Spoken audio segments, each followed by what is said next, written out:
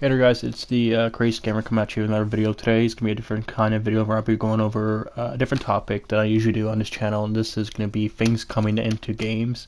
We're going to take a look at games, take everything that we know that's coming and going, and basically just everything that we know about the game, whether it's new features, gameplay, or setting, or whatever. So this time we're going to be conquering Borderlands 3, the E3 demo,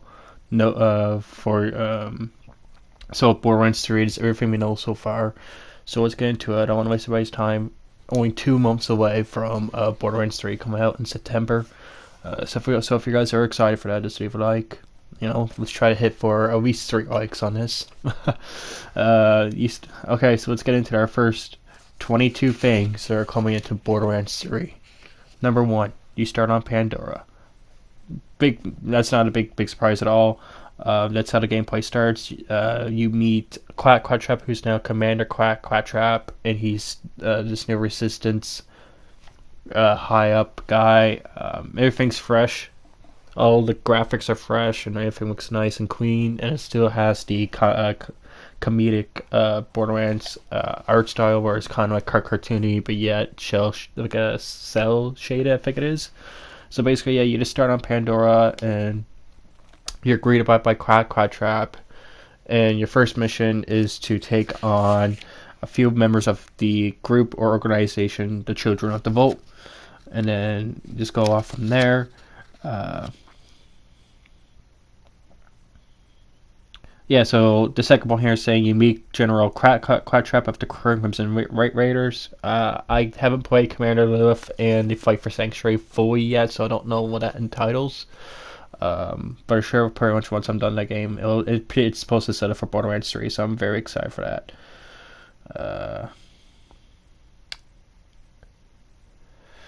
And then you meet up with Lilith after taking out the compound. She flies in with her Dark Phoenix, what empowers her.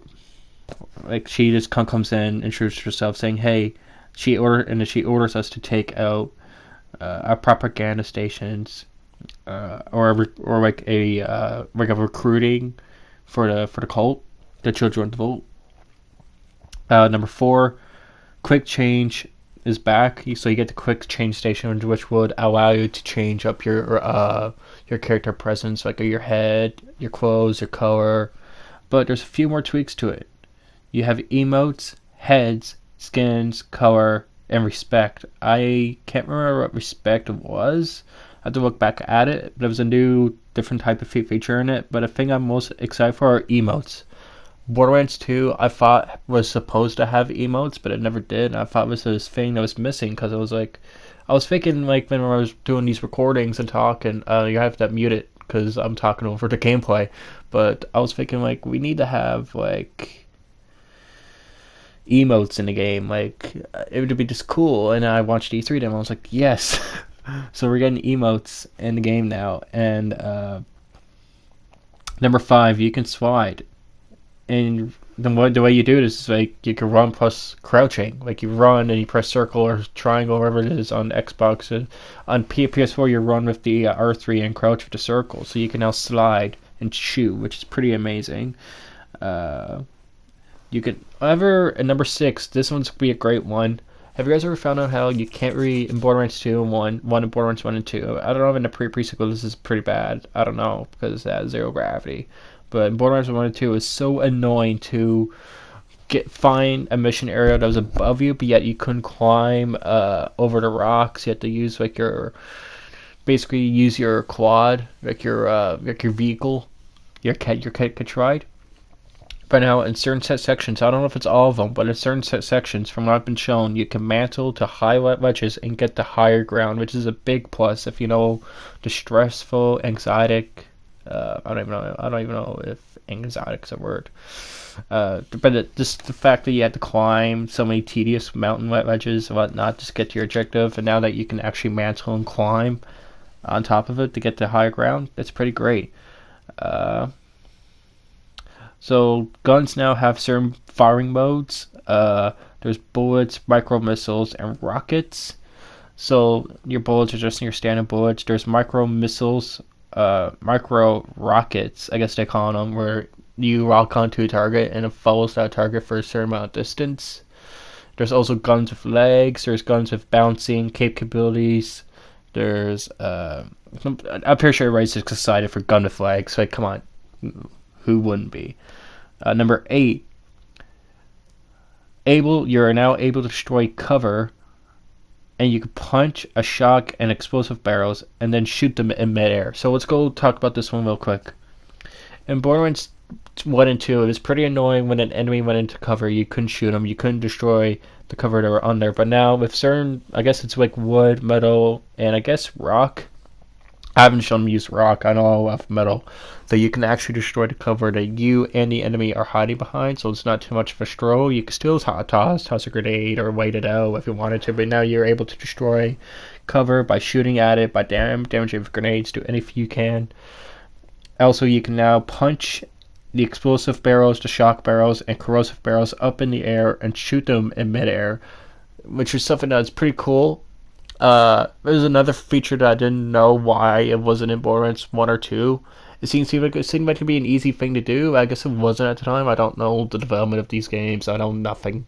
All I am is just a consumer. But the fact that we could do that is probably going to add up some pretty crazy amount of kills and pretty great compilation. Sorry, to come into the game. So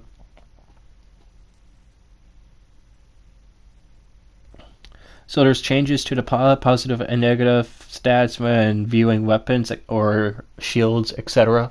You know how in Borderlands 1 and 2 they used to show a down and an up arrow to show you how bad it was and how greater it was. Actually, I got a better gameplay of it coming up here now, so ironically. But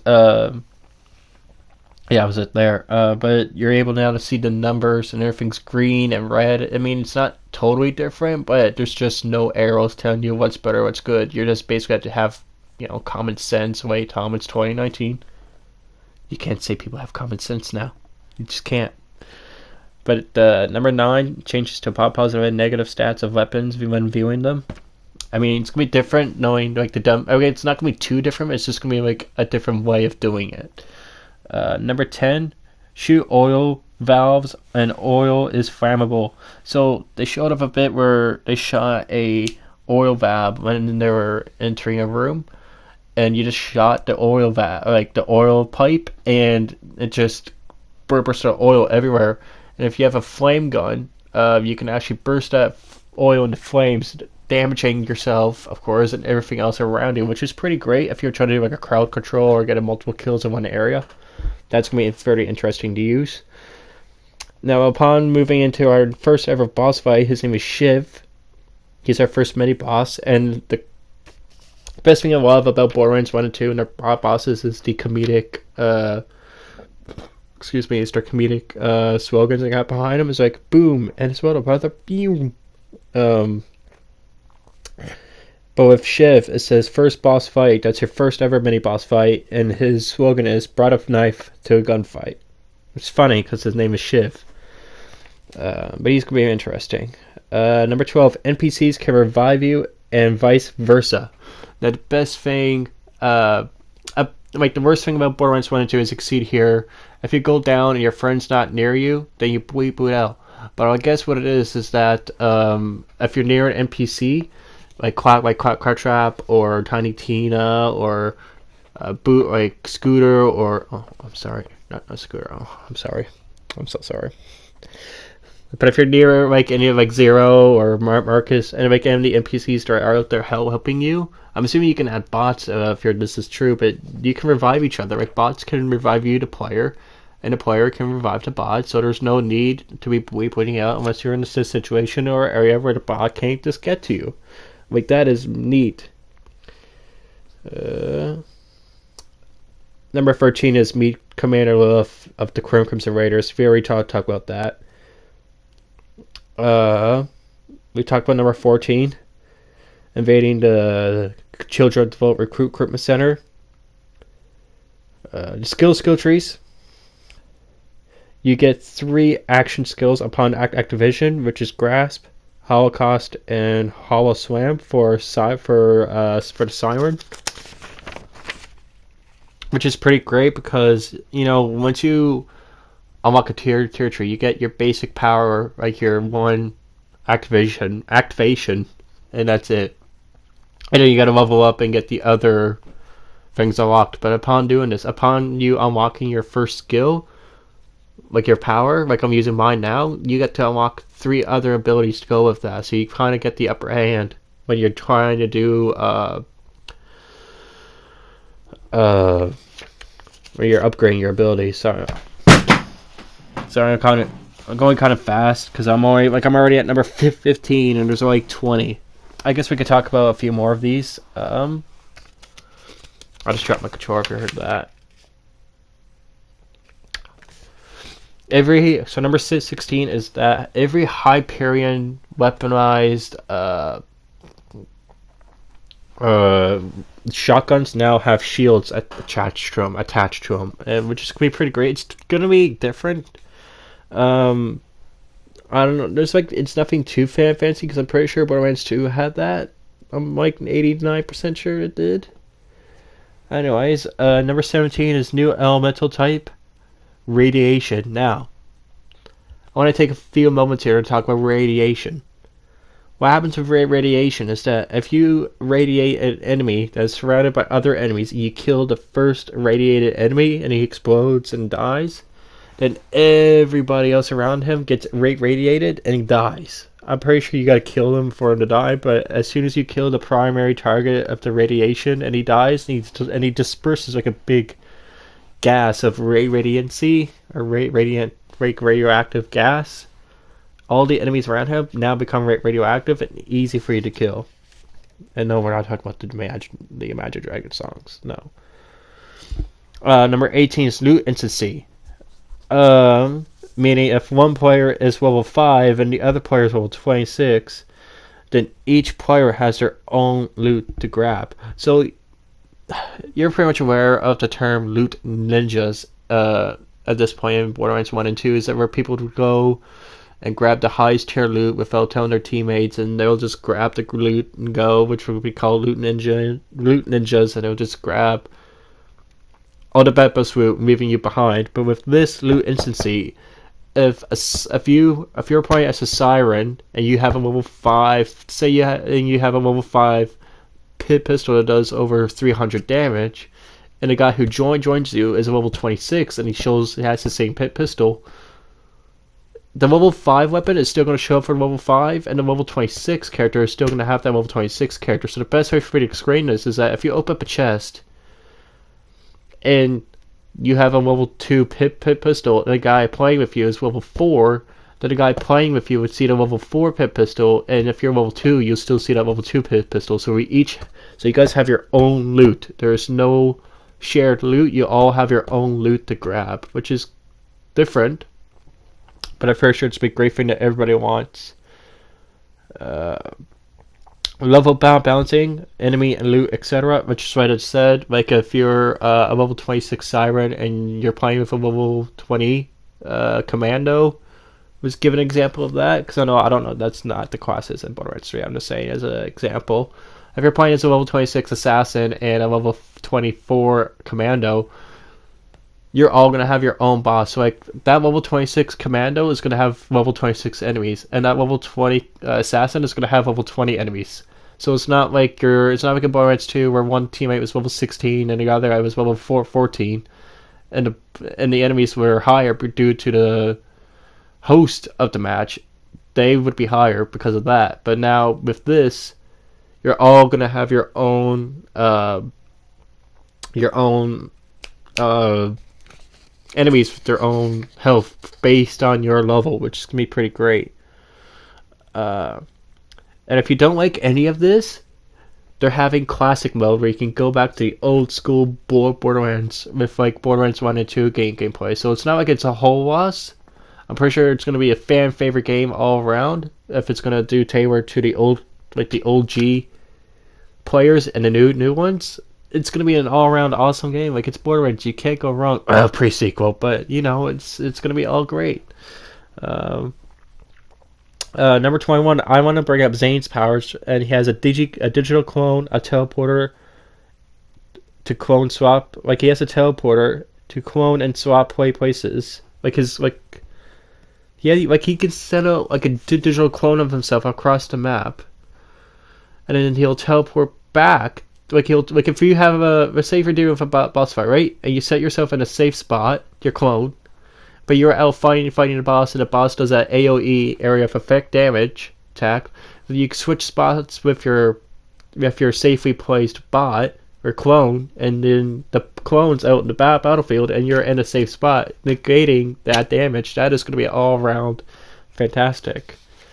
He has a drone that kills enemies and throws grenades. That is going to be awesome to do if you're like having a stressful, anxiety attack. Oh, I want to say anxiety attack. That was a bad way to go with that. I'd say if you're like in a cluster of enemies you don't know what to do, that you can toss your drone. He's going to shoot grenades and he's going to shoot bullets. I don't know if they're going to come from your stash, or he has his own stash. I'm hitting my microphone for some weird reason. But then his third thing is that he's going to have a barricade, which I'm going to assume it's going to be like his own barricade to deal with himself, or it's going to be an area, like a big bubble. I don't know. I haven't maybe seen that one yet. That was number 21. And number 22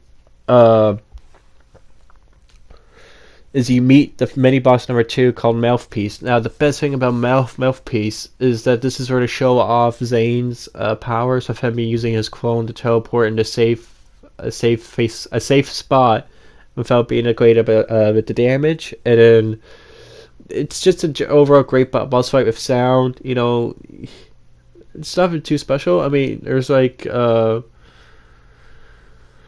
his favorite joining in the battle, he says Sonic Boom, which doesn't sound too catchy. I don't know why they went with that. It's whatever. But I'm not going to complain. And there you guys have it. The first 22 things coming to Borderlands 3 in September. The video was almost an hour long, and this list I've just compiled here is from at least 25 to 30 minutes in. There's so much that I haven't talked about yet and that I know about. So if you guys want to see a part 2 of a more 20 things in Borderlands 3 coming that we know of, then leave a like, comment, subscribe, and I'll see you guys in the next one.